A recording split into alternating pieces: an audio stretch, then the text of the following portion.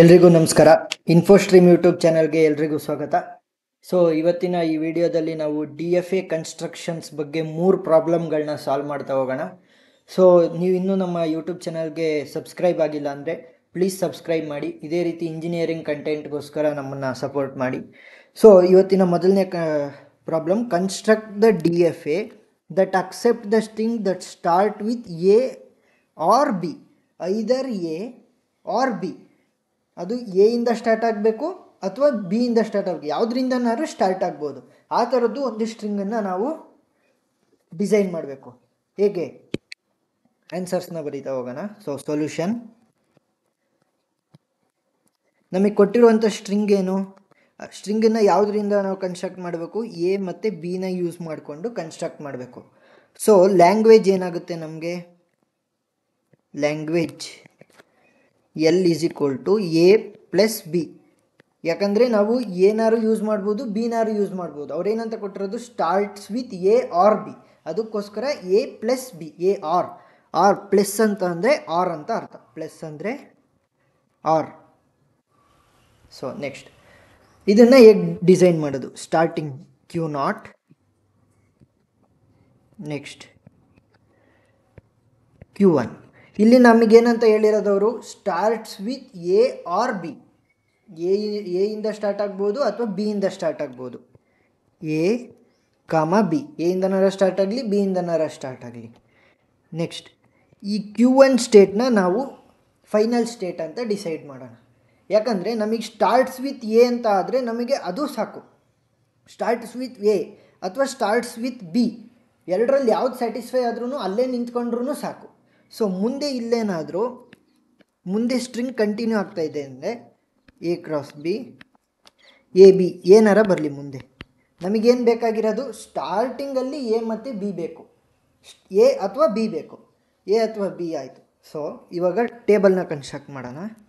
Q0 it is the starting state, Q1 final state, Q2. Next A B, inputs ಏನು? A ಮತ್ತು B. Q0ಗೆ A ಕೊಟ್ಟಾಗ ಎಲ್ಲಿಗೆ ಹೋಗುತ್ತೆ? Q1. Q0ಗೆ ಬಿ ಕೊಟ್ಟಾಗ Q1. ನೆಕ್ಸ್ಟ್ Q1ಗೆ ಎ ಕೊಟ್ಟಾಗ Q2. ನೆಕ್ಸ್ಟ್ ಬಿ ಕೊಟ್ಟಾಗ Q2. Next Q2 is self loop. Q2ಲಿ ಸೆಲ್ಫ್ ಲೂಪ್ ಇದೆ. ಸೊ ಮೊದಲನೇ ಪ್ರಾಬ್ಲಮ್ ಅರ್ಥ ಆಯಿತು ಅಂತ ಅಂದ್ಕೊತೀನಿ. ಸೊ ಎರಡನೇ problem, construct the DFA that accept the string that starts with A. ಇಲ್ಲಿ ಎ ಬರಬೇಕಿತ್ತು. That starts with A over A ಮತ್ತು ಬಿ. ಎ ಮತ್ತು ಬಿ ಯೂಸ್ ಮಾಡ್ಕೊಂಡು ನಾವೊಂದು DFAನ ಕನ್ಸ್ಟ್ರಕ್ಟ್ ಮಾಡಬೇಕು. ಅದು ಹೇಗೆ ಮಾಡಬೇಕು ಅಂದರೆ ಎ ಇಂದ ಸ್ಟಾರ್ಟ್ ಆಗಬೇಕು. ಸ್ಟ್ರಿಂಗ್ಸ್ ಹೇಗೆ ಬರ್ಬೋದು? Strings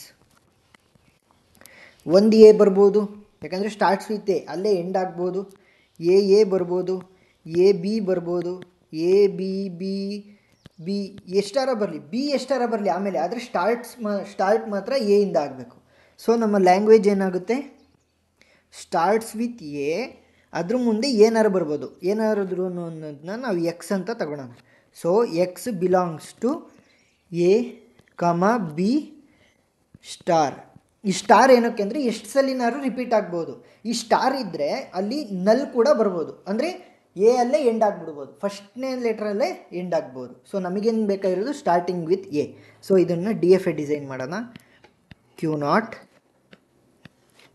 which starts with A. Q1ನ ನಾವು ಫೈನಲ್ ಸ್ಟೇಟ್ ಅಂತ ಮಾಡೋಣ. ಆಮೇಲೆ ನಮಗೆ ಎ ಬಿ ಏನಾರ ಬಂದ್ರೂ ನಡೆಯುತ್ತೆ. ಸೊ ಎ ಬಂದರೆ ಆಯಿತು. ಸೊ ಬಿ ಬಂದರೆ ಏನು ಮಾಡಬೇಕು?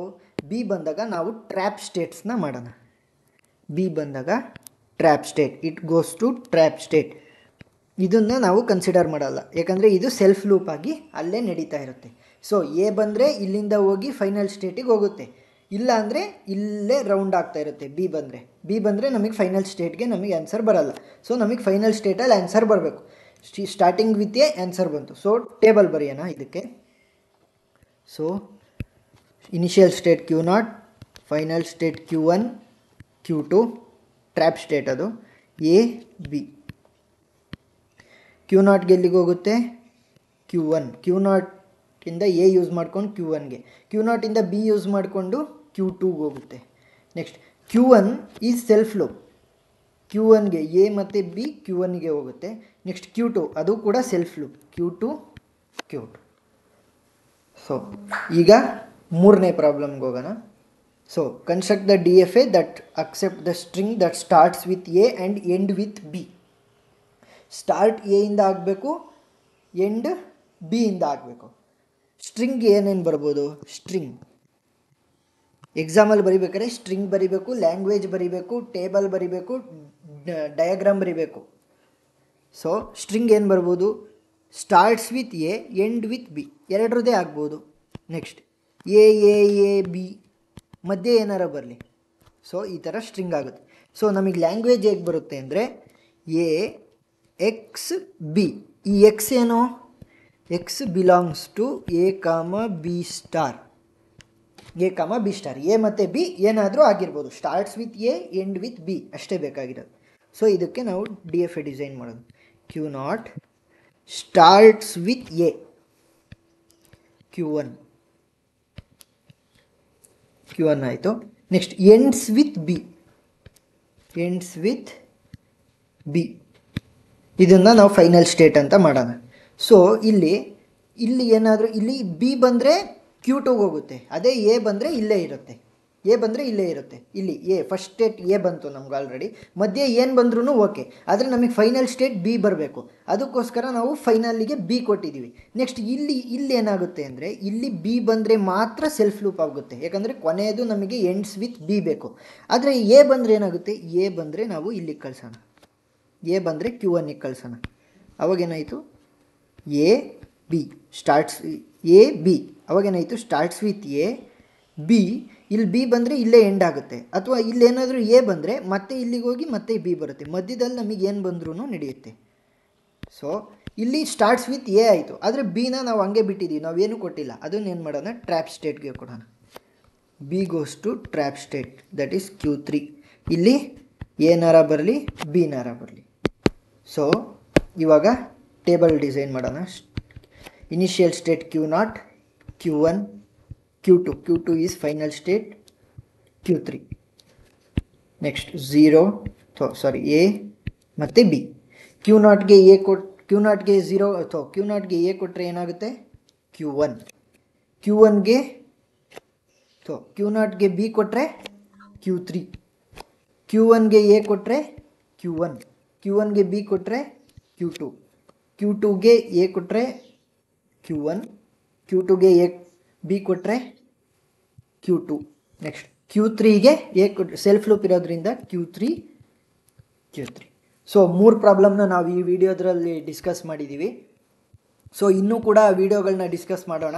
ಸೊ ಇದೇ ರೀತಿ ಇಂಜಿನಿಯರಿಂಗ್ ಕಂಟೆಂಟ್ಗೋಸ್ಕರ ಪ್ಲೀಸ್ ನಮ್ಮ ಯೂಟ್ಯೂಬ್ ಚಾನಲ್ನ ಸಬ್ಸ್ಕ್ರೈಬ್ ಮಾಡ್ತಾಯಿರಿ. So thank you.